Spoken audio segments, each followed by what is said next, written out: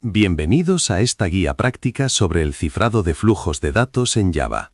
En esta sesión analizaremos de forma visual cómo funcionan las clases CipherOutputStream y CipherInputStream para proteger la información en tránsito. Comencemos. En esta diapositiva abordamos el reto fundamental de proteger la información tanto en tránsito como en reposo. El desafío principal se divide en dos cuestiones críticas. Primero, cómo cifrar los datos de manera eficiente mientras se están escribiendo en un archivo o enviando a través de una red. Y segundo, cómo lograr que el descifrado sea un proceso totalmente transparente al realizar la lectura de dichos datos. Debemos tener en cuenta que la manipulación manual de búferes para implementar el cifrado es una tarea compleja y poco eficiente, que además suele ser muy propensa a errores humanos. Como vemos en el diagrama, necesitamos encontrar una solución para ese bloque de interrogantes que se sitúa entre nuestra aplicación y el destino final de los datos, ya sea el almacenamiento en archivos o la comunicación por red.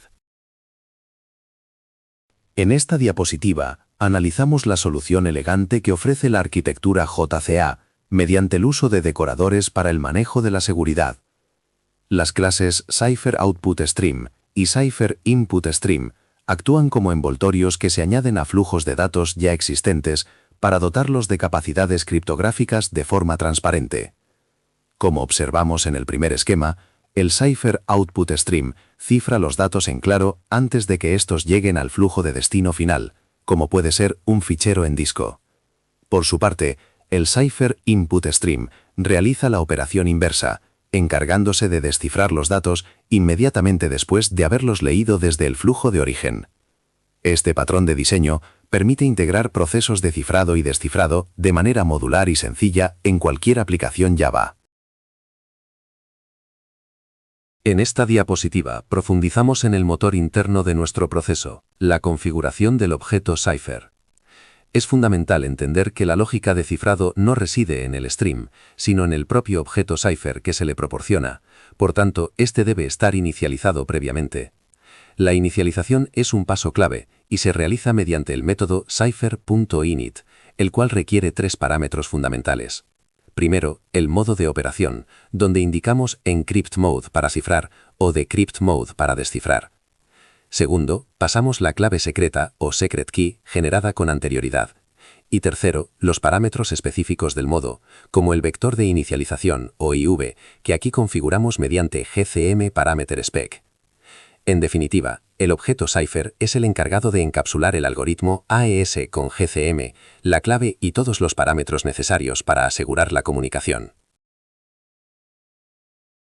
En este primer escenario, vamos a analizar paso a paso un ejemplo completo de cifrado y descifrado de archivos.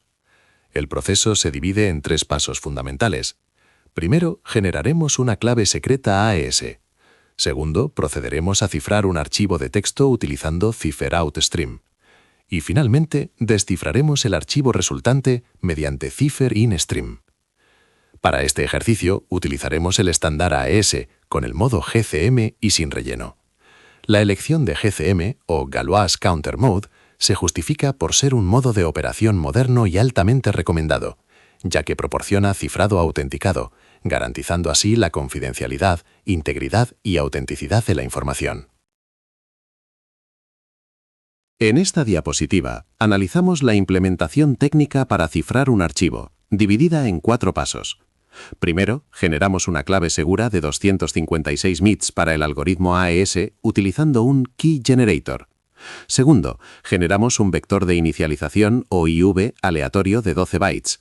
Este paso es vital para la seguridad al usar el modo GCM. El tercer paso consiste en obtener una instancia del Cipher para AES en modo GCM y sin padding, e inicializarlo para cifrado con nuestra clave y el IV. Finalmente, para cifrar el archivo, aplicamos una composición de flujos. Envolvemos el file OutputStream con un CipherOutputStream. Esto permite que cualquier dato escrito se cifre automáticamente antes de llegar al almacenamiento, garantizando que la información sensible nunca se guarde en texto plano. En esta diapositiva veremos el proceso inverso, el descifrado del archivo. El primer paso fundamental es configurar el objeto Cipher. Para ello, debemos utilizar exactamente la misma clave y el mismo vector de inicialización, o IV, que usamos al cifrar. Inicializamos el cipher, especificando el modo Decrypt Mode. A continuación, realizamos la composición inversa de flujos de datos. Abrimos el archivo cifrado con un file input stream y lo envolvemos en un cipher input stream. Al leer de este último, el flujo se encarga automáticamente de extraer los datos del archivo y entregárnoslos ya descifrados en el buffer. Finalmente, convertimos esos bytes a texto y los mostramos por consola para verificar el resultado. En esta diapositiva abordamos una práctica de seguridad esencial, el manejo del vector de inicialización, o IV. El concepto clave que debemos recordar es que el modo GCM exige un IV único para cada operación de cifrado realizada con la misma clave. Existe una advertencia de seguridad crítica. Reutilizar un par de clave e IV para cifrar diferentes mensajes bajo GCM destruye sus garantías de seguridad. Por ello, la estrategia recomendada consiste en generar un IV aleatorio para cada cifrado, con un tamaño recomendado de 12 bytes para GCM. Además, debemos almacenar o transmitir el IV junto con el texto cifrado, siendo una práctica común anteponer el IV al flujo de datos. Como muestran los iconos inferiores, un IV único por cifrado es fundamental, mientras que la reutilización de un IV es una práctica que debemos evitar a toda costa. En este segundo escenario, vamos a ver la versatilidad de este patrón, aplicándolo al cifrado directamente en memoria.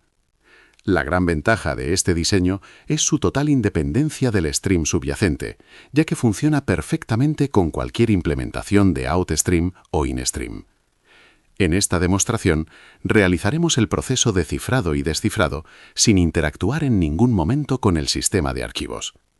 Para ello, emplearemos dos herramientas fundamentales: el Byte Array OutStream, que escribe los datos en un array de bytes en memoria, y el Byte Array InStream, que nos permite leerlos de vuelta.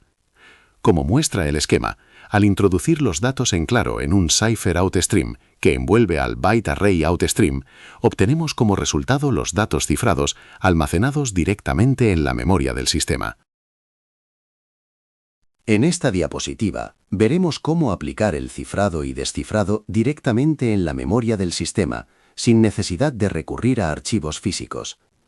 El cambio fundamental aquí es que, en lugar de utilizar un file output stream, empleamos un byte array output stream para capturar la salida cifrada directamente en un array de bytes en memoria. Al finalizar el bloque de cifrado, llamamos al método toByteArray para extraer los datos protegidos. Para el descifrado, el proceso es simétrico. Creamos un byte array input stream a partir de esos datos cifrados y lo envolvemos con un cipher input stream. Esto nos permite leer el contenido ya descifrado directamente desde la memoria, tal y como se muestra en el ejemplo al imprimir el resultado final.